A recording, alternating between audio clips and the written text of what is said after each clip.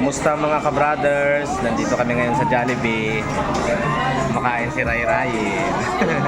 Long time no see si Ray Ray. Natapos na namin magsimba. Biglang laki na ni Ray Ray, oh. Oh, Ray Ray. Mamaya may examination tayo. Matagal-tagal tayo hindi nakapag-upload. Bali, ngayon po ay Sunday dito sa amin. Tapos na magsimba mga ka-brothers. Hindi kami nakapag-upload ng mga 2 linggo dahil laging may lakad si ka-brother. So, ngayon yung time, update lang tayo sa buhay ni ka-brother Ed. Ayan. Nandito kami sa taas, 2nd floor ng Jollibee.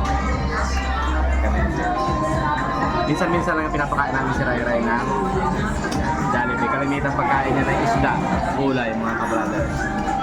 Ito po yung ulam namin. Okay, so kain kami ngayon. Tapos maya-maya po ay mamamasyal na kami ni Ray Ray.